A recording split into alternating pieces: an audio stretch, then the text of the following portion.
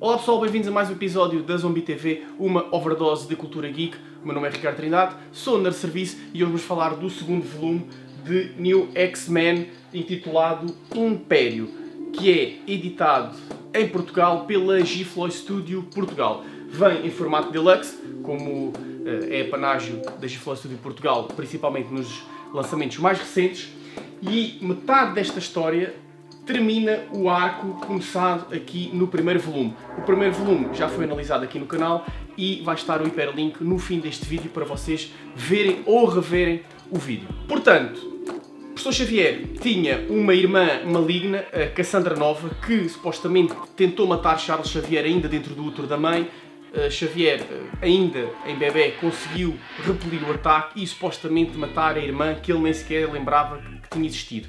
Aqui explica um bocadinho a origem da irmã e ela é uma espécie de Rei das Sombras, que também é um vilão muito conhecido no mundo dos X-Men. Aliás, até é um vilão que aparece aqui nesta saga, a saga da Ilha Muir, e eu vou guardar este livro porque ele vai ser preciso. E isto, para quem não sabe, é uma saga muito conhecida no início dos anos 90 e foi lançada aqui também em Portugal. Portanto, Cassandra Nova é uma espécie de Rei das Sombras. Ela não tem um corpo físico, ok? Ela é um espírito maligno. Ela aqui aparece com um corpo físico porque ela conseguiu criar uma cópia do ADN do professor Xavier e ela habita essa cópia. No final deste volume, nós percebemos que ela trocou de corpo com o professor Xavier, portanto, ela está dentro do corpo do professor Xavier. Contou à imprensa mundial que os X-Men são mutantes, são uma equipa, ou seja, a escola dele, além de ensinar mutantes, também tem uma equipa militar que são os X-Men, e foge para o espaço ter com a sua esposa, a Lilandra, que é a imperatriz de um dos impérios espaciais mais poderosos. E a Cassandra Nova, dentro do corpo do professor Xavier, manipula o Império Shi'ar para dar a entender que os X-Men foram corrompidos e que são um perigo e têm que ser eliminados. Na Terra, os X-Men têm que lidar com a imprensa, porque o segredo deles foi revelado, têm que lidar com o facto da mente do professor Xavier estar dentro do corpo da Cassandra Nova, que está em decomposição, portanto eles têm que tentar salvar a mente do professor Xavier, além de que eles estão a adoecer, estão a ficar doentes, estão a ficar fracos e não sabem o porquê. E depois ainda têm que lidar com o facto do Império Shi'ar vir do espaço, a pensar que os X-Men é que são os maus e eles têm que se defender do Império Shi'ar. A doença é derivada de uns microsentinelas que estão a matar os glóbulos brancos dos X-Men. A imprensa aceita os X-Men como heróis, uma espécie de vingadores, o que até nem corre assim tão mal, e vemos o regresso de uma jornalista que tinha sido namorada do Beast nos anos 80 e 90. Ela era uma personagem, apesar de humana, muito importante nas histórias dos X-Men e dos X-Factor. Depois temos os X-Men a combater o Império Shi'ar, que já aconteceu algumas vezes também nos anos 90, e a tentar destruir a Cassandra Nova.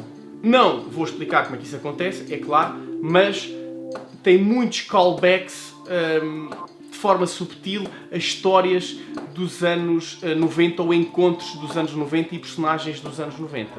Depois, metade deste álbum são histórias soltas, dedicadas mais a umas personagens ou a outras, e servem para delinear e apresentar não só novas personagens, mas para também pavimentar o caminho para as histórias futuras e para o universo que Grant Morrison estava aqui a tentar criar. Uma dessas histórias dá destaque ao Xorn, que vai a um bairro que está cheio de mutantes, e esta história serve mesmo para apresentar isso, falar um bocadinho do Xorn, que tinha sido um mutante apresentado no primeiro volume, um curandeiro, e serve também para apresentar que naquele bairro de Nova Iorque os mutantes estão cada vez a crescer mais, existem cada vez mais ao ponto de terem um bairro só para eles. Isso é muito importante em histórias futuras. Temos outra história que apresenta já a Fundação X, ou seja, o professor Xavier, com tantos mutantes e com a publicidade positiva que acabou por ter, ele decidiu criar uma espécie de Vingadores, e então existe uma equipa de X-Men pelo mundo fora. É uma fundação que tem um edifício próprio em que os mutantes de vários países podem procurar abrigo, e ele tem uma equipa específica para cada país ou para cada região do planeta. Aqui, no Túnel da Mancha, temos uma equipa composta por Sirin, o Homem Múltiplo, o Rictor, a Monet, e eles vão ao Túnel da Mancha porque houve um descarrilamento e supostamente está um mutante muito perigoso dentro desse túnel. Depois percebemos que aquilo é um mutante criado pelo Projeto Arma X. E aqui é que aparece a primeira vez o Phantom X, uma personagem muito conhecida atualmente no mundo dos X-Men. E percebemos, e o Fantomex explica ao professor Xavier, à Jean Grey, que o projeto não é a arma X, mas a arma 10. E que existem mais, sendo ele a arma 13. E então ele junta-se aos X-Men e tenta derrotar aquela aberração que é a arma 12 e fica feita a apresentação de um dos mutantes mais importantes no futuro dos X-Men, o Fantomex. E aqui nesta história e na outra anterior, Jean Grey já começa a demonstrar um potencial para reaparecer a Força Fênix, aquela entidade maligna que quase destruiu o planeta Terra e acabou por destruir Jean Grey. Aqui também vemos que o casamento de Jean Grey e Scott Summers não está nas melhores condições e ele começa a ter um caso com a Emma Frost, que depois, quem lê os X-Men atualmente sabe que Cyclops é casado com Emma Frost e não é casado com Jean Grey. Depois existe outra história com o Beak e com a Fada, que basicamente é para apresentar estas personagens,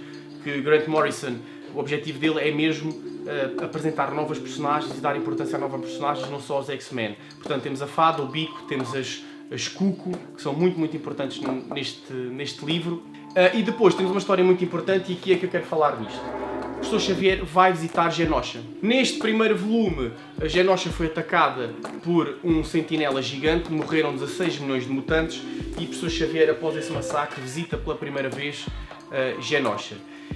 E eu tenho que fazer uma comparação muito grande com esta história da saga da Ilha Muir, lançada, penso que em Portugal, em 95-96. No fim da saga, o professor Xavier vai à Ilha Muir, que foi atacada, houve uma explosão, ele vai lá vestido num fato contra a radioatividade, investigar o que é que se passa, destruir o Rei das Sombras, e aqui uma comparação clara com Cassandra Nova, que acaba por ser uma espécie de Rei das Sombras, e ele acaba por encontrar uma mutante fragilizada que é a Lorna, a Polaris, e acontece exatamente a mesma coisa aqui nesta história.